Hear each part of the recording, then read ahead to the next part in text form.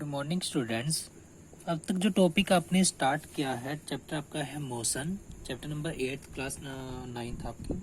तो आपने किया है अब तक कि वहाँ पर क्या मोशन आप पढ़ चुके हो, वहाँ पर डिफाइन आप कर चुके हो स्टेट ऑफ मोशन क्या होगी, स्टेट ऑफ रेस्ट क्या रहेगी, और फिर रेफरेंस पॉइंट क्या होता है, ये सब बातें आप डील कर चुके हो।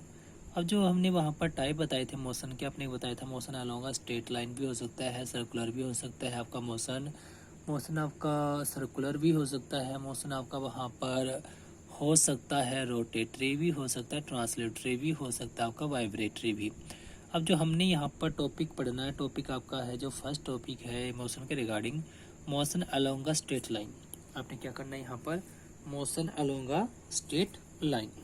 अब जो बात होगी मोशन अलोंग स्ट्रेट लाइन की, किसकी बात होगी, अलोंग स्ट्रेट लाइन की आपने जो बात करनी है। देखिए जो मोशन अलोंग स्ट्रेट लाइन आपका इसमें होगा, ये सबसे सिंपलेस्ट टाइप होगा मोशन का। क्या रहेगा, simplest type of motion is known as the motion along straight line. इसको अंडरस्टैंड करने के लिए देखिए जो आपने जो कॉन्सेप्ट लेना है, आप एक लाइन ड्रा कर लीजिए। क्या ड्रा कर ली जाए, एक लाइन वहाँ पर ड्रा कर ली जाए, जहाँ पर रेफरेंस पॉइंट मेरा ओ होगा। आपको ऑलरेडी पता है रेफरेंस पॉइंट वो था जहाँ से मोशन आपका स्टार्ट होता है। ओ से मैंने जाना है ए पर, में डिस्टेंस इंटरवल होंगे 5 5 5 के इंटरवल आप लेकर चलोगे, 60 आपका टोटल ये रहेगा। और जो आपके पास में ये यहाँ पर डिस्टेंस है, ये आपने किस में लेनी है, डिस्टेंस आपने लेनी है वहाँ पर मीटर में। ठीक, अब देखिए अगर मैं कहूँ वहाँ पर कोई ऑब्जेक्ट मेरा है या कोई पार्टिकल आपका है, ओ से ए पर जाता है, ओ टू ए। ठीक, अगर ये आपका फर्स्ट पोजीशन हम लेकर चले, सिचुएशन हम लेकर चले, फर्स्ट आपने क्या लेनी है, अगर आपके पास में ये जो पार्टिकल है आपके पास में कहाँ पर जाता है, ये जाता है आपका ओ टू ए। ठीक, और फिर ये आपके पास में कहाँ पर जाता है, ओ टू ए जाने के बाद में अगर ये आपके पास में जाता है, ए से आपका ये चला जाता है सी पर, ए टू सी। लेकिन कहाँ से होकर जाए, ये आपका वहाँ पर जाए वाया बी। तो टोटल डिस्टेंस या पाथ लेंथ आपके पास में कितना होगा, अगर देखा जाए तो आपके पास में जो पाथ लेंथ वहाँ पर बनेगी वो कितनी बनेगी। पाथ लेंथ आपका सिंपल आप ऐड करते जाइए, ओ टू ए आपके पास में है 60 मीटर में आप ऐड करोगे किसे, जो 60 मीटर में आप कहाँ पर ऐड करोगे, देखिए आप 60 मीटर में किसको ऐड कर दीजिएगा, जो पाथ लेंथ आपकी थी ओ टू ए 60 मीटर में आप ऐड कर दीजिएगा। आपने जाना है सी पर वाया बी। अब सी तक आने में आपने कितना देखा वहाँ पर लेंथ होगी, उसे आप देख लीजिएगा कितनी रहेगी आपके पास में, ये आपके पास में ये होगी, अगर यहाँ से देखा जाए तो 5 10 10 के बाद आपका 15 20 25 30 और 35 मीटर और आप इसके अंदर ऐड कर दीजिएगा। टोटल आपको कितना मिलेगा, ये आपको मिलेगा 95 मीटर। ठीक, और जो 95 मीटर आपके पास में है, देखिए जो आपका ओ टू ए था ये था मेरा 60 मीटर, और जो मेरे पास में है वहाँ पर कितना है, ए टू सी, ये मेरे पास में टोटल डिस्टेंस अगर मैं देखूँ तो यहाँ पर बनती है 10 से मेरा ये बनता है वहाँ पर 20 30 और 35 95 मीटर मेरे पास में टोटल ये बन जाता है। जो पाथ लेंथ है मेरे पास में अगर देखा जाए तो मेरे पास में क्या थी, ये थी वहाँ पर एक्चुअल लेंथ। क्या है आपके पास में, एक्चुअल लेंथ जो ऑब्जेक्ट ने ट्रेवल की है। तो जो पाथ लेंथ मेरी है इसे मैं नाम किसका दूंगा, पाथ लेंथ मेरे पास में वहाँ पर कहलाएगी डिस्टेंस। क्या कहलाएगी वहाँ पर, ये मेरे पास में कहलाएगी वहाँ पर distance travelled by the object, distance travelled by the object आपके पास में ये कहलाएगी। अब देखिए जो डिस्टेंस आपका है इसको आपने एक्सप्रेस करने के लिए सिर्फ और सिर्फ इसकी ज़रूरत है, आपको ज़रूरत है सिर्फ और सिर्फ इसके लिए मैग्नीट्यूड की। आपको वहाँ पर ज़रूरत नहीं किसकी, आपको ज़रूरत नहीं है वहाँ पर डायरेक्शन की, आपको कोई रिक्वायरमेंट है नहीं। अब मैग्नीट्यूड क्या होगी, मैग्नीट्यूड मेरे पास में जो होगी उसको डिफाइन करते हैं। मैग्नीट्यूड रहेगा वहाँ पर क्या आपके पास में, numerical value of the physical quantity is called magnitude. यहाँ पर अगर देखा जाए तो मेरे पास में 95 मीटर आया है वहाँ पर लेंथ या फिर पाथ लेंथ। इसे आप वहाँ पर कहोगे 95 मेरे पास में न्यूमेरिकल वैल्यू है, तो 95 उसका होगा मैग्नीट्यूड। ठीक, अब जो नेक्स्ट मेरे पास में है वहाँ पर जो आपने कहा था ऑब्जेक्ट आपका गया कहाँ से कहाँ, ऑब्जेक्ट आपका गया वहाँ पर O2C via A and B। तो इनिशियल पोजीशन इसकी क्या है, जो इसकी रहेगी वहाँ पर इनिशियल पोजीशन इसकी है O, और इसकी वहाँ पर क्या है फाइनल पोजीशन, और फाइनल पोजीशन इसकी है वहाँ पर C। अब जो इनिशियल और फाइनल पोजीशन मेरे हैं,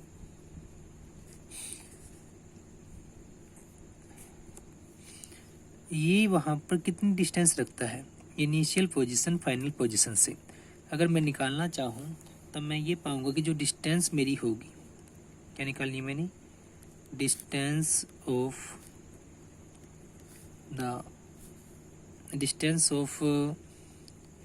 the final position, distance of the final position कहाँ से, फ्रॉम द इनिशियल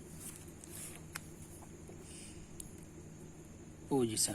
और वो मैं क्या करूँगा, final position minus initial position में उसको कर दूँ, क्या कर दिया जाए, उसे कर दिया जाए वहाँ पर फाइनल पोजीशन माइनस का इनिशियल पोजीशन। अब देखिए जो फाइनल पोजीशन थी वो थी मेरी कहाँ पर, फाइनल पोजीशन C है जो 25 मीटर पर है, इनिशियल पोजीशन O है जो 0 पर है। तो उसके लिए अगर मैं यहाँ पर वैल्यू सब्स्टिट्यूट करूँ तो मुझे कितना मिलेगा, ये मुझे मिलेगा ये 25 मीटर माइनस का 0 मीटर, आंसर आएगा मेरा 25 मीटर। अब देखिए जो 25 मीटर मेरे पास में आया है, अगर देखा जाए तो क्या है 25 मीटर मेरे पास में O से A की डिस्टेंस है, और ये मेरे पास में शॉर्टेस्ट डिस्टेंस है between initial and final position. और शॉर्टेस्ट डिस्टेंस को मैं नाम दूंगा किसका, मैं उसे नाम दूंगा डिस्प्लेसमेंट का, ना कि डिस्टेंस का। ठीक, तो यहाँ पर नेक्स्ट कॉन्सेप्ट आपका किसका है, नेक्स्ट कॉन्सेप्ट आपका है वो यहाँ पर डिस्प्लेसमेंट को लेकर। अब डिस्प्लेसमेंट क्या होगा, डिस्प्लेसमेंट आपस में रहेगा वहाँ पर shortest distance between initial and final position. ठीक, अब जो इनिशियल पोजीशन आपके पास में वो कहलाएगी वहाँ पर छोटे डिस्टेंस आपके पास में होगा डिस्प्लेसमेंट। अब डिस्प्लेसमेंट आपका वहाँ पर दोनों बातें रखेगा, इसकी मैग्नीट्यूड भी होगी और इसकी वहाँ पर डायरेक्शन भी रहेगी। अब अगर आप वहाँ पर किसकी बात करते हो, अगर मैं कहूँ कि ऑब्जेक्ट मेरा O2A जाता है, ऑब्जेक्ट कहाँ जाता है मेरा O2A जाए और फिर O2B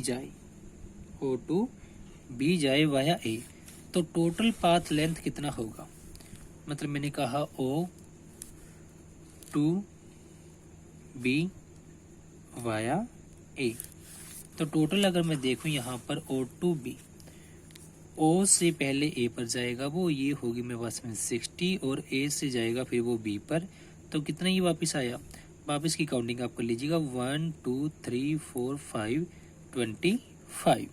ठीक, तो ये जो डिस्टेंस रखेगा वहाँ पर कितनी रखेगा, डिस्टेंस इसकी जो होगी OA प्लस का AB, OA की वैल्यू 60 मीटर है और OAB की वैल्यू मेरे पास में 25 मीटर है, तो मुझे आंसर मिलेगा 85 मीटर। अब 85 मीटर जो मेरे पास में आया है ये क्या है, देखा जाए तो ये वहाँ पर एक्चुअल पाथ लेंथ ये रहेगी, और एक्चुअल पाथ लेंथ को मैं नाम देता हूँ किसका, इसे नाम दे जाएगा डिस्टेंस का। लेकिन अगर मैं बात कहूँ किसकी, बात की जाए वहाँ पर शॉर्टेस्ट पाथ लेंथ की, शॉर्टेस्ट पाथ लेंथ की अगर आप वहाँ पर बात करते हो तो शॉर्टेस्ट कितना आपका, शॉर्टेस्ट देखने के लिए आप इनिशियल पोजीशन ओ देखो, फाइनल पोजीशन आप बी देखो, दोनों के बीच में गैप कितना है 35 मीटर का वहाँ पर इनके बीच में गैप है। कितना गैप रहेगा इनके बीच में, इनके बीच में गैप आएगा 35 मीटर का। तब मैं यहाँ से कंक्लूजन निकालता हूँ, डिस्टेंस और डिस्प्लेसमेंट मेरे इक्वल नहीं है। डिस्टेंस मेरा ज़्यादा है, डिस्प्लेसमेंट मेरा कम है, तो यहाँ से एक आपके पास में डिफरेंस आ जाता है डिस्टेंस डिस्प्लेसमेंट का। वो डिफरेंस क्या है, डिस्टेंस की वैल्यू ज़्यादा होगी और डिस्प्लेसमेंट की वैल्यू कम होगी। क्या डिस्टेंस और डिस्प्लेसमेंट आपके इक्वल हो सकते हैं? और आप ये देखिए डिस्प्लेसमेंट का फॉर्मूला था आपका इसमें क्या, वो था आपको इसमें फाइनल पोजीशन माइनस का इनिशियल पोजीशन। अगर ये फाइनल माइनस इनिशियल पोजीशन और दोनों वैल्यूज आपके पास में वहाँ पर इक्वल हो जाती तो आप ये पाओगे कि डिस्प्लेसमेंट आपका जीरो होगा। डिस्प्लेसमेंट आपका कितना रहेगा, जीरो। ठीक, तो यहाँ पर जो नेक्स्ट पार्ट मेरे पास में है वो क्या है, मेरे पास में ये है कि जो मेरे पास में डिस्प्लेसमेंट होगा ये जीरो हो सकता है। कब, जब मेरे पास में वहाँ पर क्या हो जाए, जब इनिशियल पोजीशन इक्वल हो जाती है किसके, फाइनल पोजीशन के, तब ये मेरे पास में हो जाएगा जीरो। ठीक, लेकिन अगर आप ये देखिए, अगर गिवन एग्जांपल का ही हम यहाँ पर यूज़ करें तो O2A जाकर ऑब्जेक्ट मेरा दोबारा से O पर आ जाए, इनिशियल आपकी बराबर हो जाएगी फाइनल के, क्योंकि यही इनिशियल और यही फाइनल है। तो O2A 60 और A से B O पर आपके पास में फिर 60 आएगा, तो टोटल पाथ लेंथ होगी 120 मीटर। ठीक, तो यहाँ पर डिस्टेंस हो जाएगी 120 मीटर, तो हो जाएगी इसकी वहाँ पर कितनी डिस्टेंस, लेकिन इसका वहाँ पर डिस्प्लेसमेंट कितना रहेगा, डिस्प्लेसमेंट आपका इसमें हो जाएगा ये 0 मीटर। ठीक, तो डिस्प्लेसमेंट आपका जीरो हो सकता है, डिस्टेंस आपका जीरो नहीं होगा, डिस्प्लेसमेंट आपका कम रहेगा, हो सकता है डिस्टेंस आपका ज़्यादा हो सकता है। ठीक, और क्या कोई ऐसा केस है जहाँ पर आपके पास में क्या हो, जहाँ पर आपके पास में वहाँ पर डिस्टेंस इक्वल हो जाए किसके, डिस्प्लेसमेंट के? क्या कोई ऐसा केस आपके पास में है? बिल्कुल होगा। कब होगा, देखिए डिस्टेंस और डिस्प्लेसमेंट मैंने इक्वल करने हैं।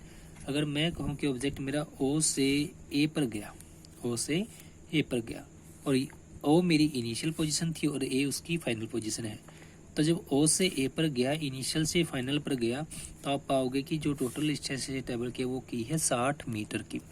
60 मीटर ही डिस्टेंस होगी और 60 मीटर ही वहाँ पर डिस्प्लेसमेंट होगा, कहीं कोई चेंज नहीं होगा। तो इस वजह से आप वहाँ पर डिस्टेंस और डिस्प्लेसमेंट के बीच में डिफरेंस क्या रहेंगे वो आप कर सकते हो। डिस्टेंस आपकी कभी जीरो नहीं होगी, डिस्प्लेसमेंट जीरो हो सकता है। डिस्टेंस मैग्नीट्यूड रखता है, डिस्प्लेसमेंट आपका मैग्नीट्यूड और डायरेक्शन दोनों रखता है। डिस्टेंस आपका वहाँ पर डिस्प्लेसमेंट से ज़्यादा होगा, इक्वल भी हो सकता है। ठीक, तो इससे जो नेक्स्ट आपकी हैं दो एक्टिविटीज़ आपकी हैं, एक बार आप उनको पढ़िएगा, उसके बाद दो कुछ एक एग्जांपल आपके क्वेश्चंस दिए गए हैं, 3 क्वेश्चन दिए गए हैं एनसीईआरटी बुक में, उन्हें सॉर्ट आउट कीजिए। और कहीं कोई डाउट आए तो आप पूछिए, तो नेक्स्ट पार्ट में हम उन्हें डिस्कस करेंगे। Thank you.